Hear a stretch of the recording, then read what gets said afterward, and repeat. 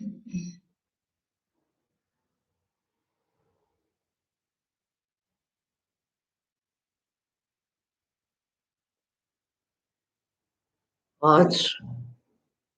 आप सबकी तरफ से भोग लेके बाबा के पास मैं वतन में गई। वहां बहुत सारे बच्चे बाबा के सामने बैठे थे। तो बाबा ने पूछा कि बच्चे रेडी हो या एवर रेडी हो। तो कईयों ने उत्तर दिया, कईयों ने नहीं दिया, और कहीं तो बिल्कुल चुप रहे, न रेडी न एवर रेडी। तो बाबा ने कहा कि अब जो समय है, इस समय पर तुमको एवर रेडी रहना है। मैंने कहा बाबा किस लिए एवर रेडी रहना है? कहा कि एक अब तुमको सब बच्चों को घर जाना है। जैसे कहीं जाना होता है तो लोग रेडी रहते हैं, एवर रेडी रहते हैं। जब समय आता है तो एक इशारे से पहुंच जाते हैं। तो इसीलिए बाबा ने कहा कि अब जो समय है, एवर रेडी बनने का है। फिर बाबा ने कहा कि बच्चे जैसे भिन्न भिन्न ड्रेस पहनते हैं, कभी कोई ड्रेस पहनते हैं, कभी कोई ड्रेस डालते हैं। तो ऐसे ही कहा बाबा, एक बाबा ने कहा ये सब देखो बच्चे बैठे हैं, तो सभी की एक जैसी ड्रेस तो नहीं है ना, अलग अलग है। तो कहा तुम बच्चे भी पुरुषार्थ में अलग अलग ड्रेस डालते हो। कभी देह अभिमान की डालते हो, कभी देह अभिमानी बन जाते हो। कभी तुम बच्चे जो हैं, कभी कभी कभी कभी बहुत कभी कभी फरिश्ता भी बन जाते हो। परंतु बाबा ने कहा कि तुम बच्चों की जो फाइनल ड्रेस है वो क्या होगी? तो बाबा ने कहा कि जो तुम्हारी फाइनल ड्रेस है वो है कर्मातीत बनना, कर्म बंधन मुक्त बनना। का कर्म बंधन मुक्त आत्मा जो है वही कर्मातीत बनेगी। लेकिन जो आत्माएं बंधनों में फंसी रहेगी वो तो कर्मातीत बन नहीं सकेगी। फिर उसके बाद हमने बाबा को भोग स्वीकार कराया, सबकी तरफ से याद प्यार दिया। और फिर बाबा ने भी सभी बच्चों के लिए बहुत बहुत याद प्यार दिया। तो मैंने कहा बाबा पुरुषार्थ तो कर रहे हैं, पुरुषार्थ में तो सभी बच्चे लगे हुए हैं। परंतु बाबा ने कहा पुरुषार्थ करते हैं, परंतु बच्चों को लक्ष्य बुद्धि में याद नहीं रहता कि हम जो पुरुषार्थ कर रहे हैं हमारा लक्ष्य क्या है। कहा जैसे लक्ष्य होगा, जैसे किसी को लक्ष्य बुद्धि में होता है तो पुरुषार्थ में तीव्रता आती है। अगर लक्ष्य ही बुद्धि में नहीं है तो बाबा ने कहा तीव्रता कैसे आएगी? तो बाबा ने कहा तुम्हारा लक्ष्य है कर्मातीत बनना। तो बाबा ने कहा जो कर्मातीत आत्मा होगी उसकी निशानी क्या होगी? कर्म बंधन मुक्त होगी। कहा कर्मातीत बनने के लिए बाबा ने कहा कि तुम बच्चों को कर्म बंधन मुक्त बनना है। कहा तुम्हारा लक्ष्य क्या है? मुक्ति और जीवन मुक्ति। तो कहा मुक्त होना है सबसे। तो बाबा ने कहा जो मोटे मोटे बंधन है वो तो बच्चों ने काट लिए, क्यों बाहर से समझते हैं मुझे तो कोई बंधन नहीं है। परंतु सूक्ष्म बंधन जो है बच्चों को बहुत है। जिन सूक्ष्म बंधनों को भाई कई बच्चे तो समझ ही नहीं पाते कि ये भी कोई बंधन है। तो पूछो भाई तुमको कोई कर्म बंधन है? तो जवाब क्या देते हैं, नहीं बाबा खास तो कोई नहीं है। बाबा ने कहा कि तुम्हारी सूक्ष्म बंधन बहुत है। जिसमें बाबा ने कहा कौन कौन से बंधन है? बाबा ने कहा कि देखो कहते हैं कि मेरा परमात्मा ही एक सहारा है, एक ही मेरा बाबा है। कहने में तो कहा ये गायन करते हो, आधार मेरा एक बाबा है। परंतु बाबा ने कहा कि सूक्ष्म रूप में तुमने बहुतों को आधार बनाया है।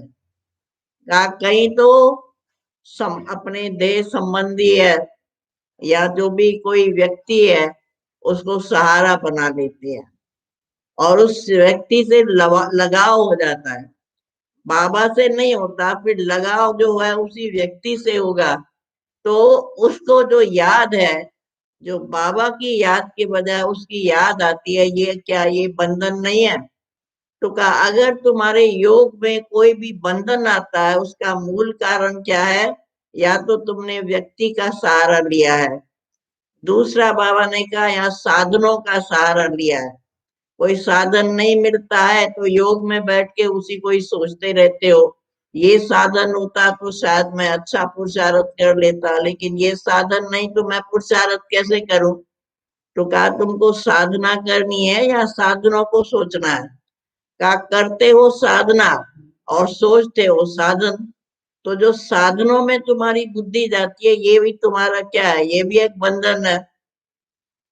तीसरी बात बाबा ने सुनाई कि जो संसारिक पदार्थ है, ये जो पुरानी दुनिया का जो आकर्षण है, वो भी तुमको कभी कभी बीच बीच में बंधन डालता है।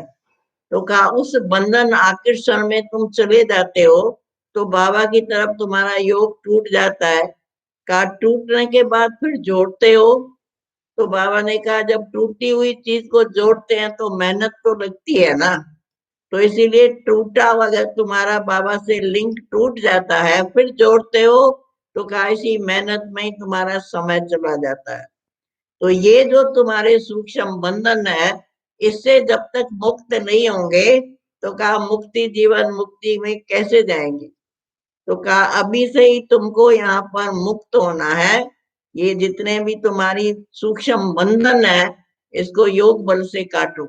जितना जितना योग लगाएंगे तो बंधन अंदर से कटते जाएंगे और तुम आत्मा क्या बन जाएंगे, बिल्कुल प्योर।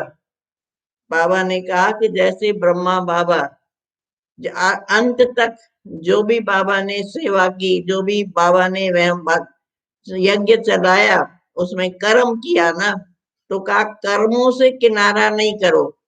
कहीं कहते हैं ना कर्म बंधन का मतलब कि जो हमारे स्थूल बंधन है उनको हम छोड़ देते हैं, हम किनारे बैठ जाते हैं।